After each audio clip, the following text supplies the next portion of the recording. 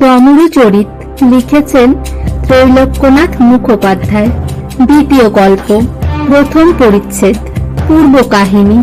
পূজার সময় সন্ন্যাসী সংকটের গল্পে আমার সম্বন্ধে আরো দুইটি বিষয়ের উল্লেখ করিয়াছিলাম, কিন্তু আমার একটু পূর্ব কাহিনী না বলিলে তোমরা সমুদয় বিষয় বুঝিতে পারিবে না। আজ যদি কৃত্তিবাস কাশীদাস থাকিতেন, তাহা হইলে আমার বুদ্ধি, আমার বীরত্ব, আমার কীর্তির বিষয়ে তাহারা ছড়া বাঁধিতেন। ঘরে ঘরে লোকে তাহা পাঠ করিয়া কৃতার্থ হইত, আর যাত্রায় যাহারা ধুতি সাজে হাত নাড়িয়া নাড়িয়া তাহারা আমার বিষয়ে গান করিত। একদিন রেলগাড়িতে যাইবার সময় শুনিয়াছিলাম যে কে একজন মাইকেল ছিলেন, কে একজন আবার তাহার জীবন চরিত লিখিয়াছিলেন। এ বৎসর আমার বাগানে অনেক কাঁচকলা হইয়াছে, খরিদ্দার নাই। যিনি মাইকেলের জীবন চরিত লিখিয়াছেন, তিনি যদি আমার বিষয়ে সেইরূপ একখানি পুস্তক লেখেন, তাহা হইলে তাহাকে আমি 13 পণ কাঁচকলা দিতে সম্মত আছি। আমার পিতা জমিদারি কাছারিতে মুহুরিগিরি করিতেন। যৎ সামান্য যাহা বেতন পাইতেন, অতি কষ্টে তাহাতে আমাদের দিনপাত হইত। মাতা পিতা থাকিতে আমার প্রথম নম্বরের বিবাহ হইয়াছিল। তাহাদের পরলোক গমনে কলিকাতায় হরঘোষের কাপড়ের দোকানে কাজ করিতাম। মাহিনা 5 টাকা আর খাওয়া। যে বাড়িতে বাবুর বাসা ছিল, তাহার নিচের এক সেতালে ঘরে আমি থাকিতাম। বাবুর এক চাকরানি ব্যতীত অন্য চাকর ছিল না। তাহার গৃহিণী স্বয়ং রন্ধন করিতেন। রান্না হইত অন্তত আমার ও ঝিয়ের জন্য মসুর ডাল ও বেগুন বা আলু বা কুমড়া ভাজা। মসুর ডালে কেবল একটু হলুদের রং দেখিতে পাইতাম। ডালের সম্পর্ক তাহাতে থাকিত কিনা সন্দেহ। তাহার পর বলিহারি যায় গৃহিণীর হাত, কি করিয়া যে তিনি সেরূপ ঝিঝির পাতের ন্যায় বেগুন কাটিতেন, তাহাই আশ্চর্য। পত্রের চেয়ে বোধহয় পাতলা।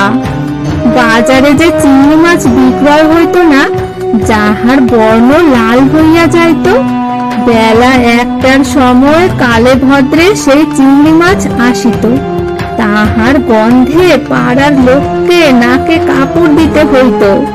সেই চিংড়ি মাছের ধরগুলি বাবু ও তাহার গৃহিণী খাইতেন। মাথাগুলি আমাদের জন্য ঝাল দিয়া রান্না হইত। যেদিন চিংড়ি মাছ হইত, সেদিন আমাদের আহ্লাদের সীমা থাকিত না। সেই পচা চিংড়ি অমৃত জ্ঞান করিয়া আমরা খাইতাম। 2 বার ভাত চাহিয়া লইতাম। অধিক ভাত খরচ হইত বলিয়া চিংড়ি কিছুদিন পরে বন্ধ হইয়া গিয়াছিল। তাহার পর এক গাঁট তেঁতুল ট্যাকে করিয়া আমি ভাত খাইতে বসিতাম। তাহা দিয়া কোন রূপে ভাত উদরস্থ করিতাম। যাহা হোক, এক স্থানে তাহা আমি শিক্ষা পাইয়াছিলাম। পরে তাহাতে আমার বিশেষ উপকার হইয়াছিল। আমি বুঝিয়াছিলাম যে টাকা উপার্জন করিলেই টাকা থাকে না, টাকা খরচ না করিলেই টাকা থাকে। আমার বোধহয় রাক্ষসগণ। আমার যখন 25 বৎসর বয়স, তখন আমার প্রথম গৃহিণীর কাল হইল। তাহার সন্তানাদি হয় নাই। তাহার পর 10 বৎসর পর্যন্ত আমার আর বিবাহ হইল না। আমার অবস্থা সেই, লালাকে বিবাহ দিবে কেন? এই সময় পাশের বাড়ি আমাদের এক স্বজাতি ভাড়া লইলেন। তাহার নাম প্রহ্লাদ সেন। দোতলায় সপরিবারে তিনি বাস করিলেন। একজন আত্মীয়কে নিচের 2টি ঘর ভাড়া দিলেন। তাহার নাম গোলক দে। প্রহ্লাদ বাবু কোন বণিকের আফিসে কাজ করিতেন। অবস্থা নিতান্ত মন্দ ছিল না। তবে টাকা কড়ি কি গহনাপত্র কিছু ছিল না। গোলকবাবু সরকারি অফিসে অল্প টাকা বেতনে কেরানিগিরি করিতেন। তাহার পুত্র পশ্চিমে কোথায় কাজ করিতেন। কলিকাতায় তিনি ও তাহার গৃহিণী থাকিতেন। প্রহ্লাদ বাবুর গৃহিণী তাহার মাতা, এক বিধবা ভগিনী, 2 শিশুপুত্র ও 1 কন্যা। তাহার পরিবার এই ছিল। এই সময়ে কন্যাটির বয়স 10 কি 11 ছিল। আমি তাহাকে যখন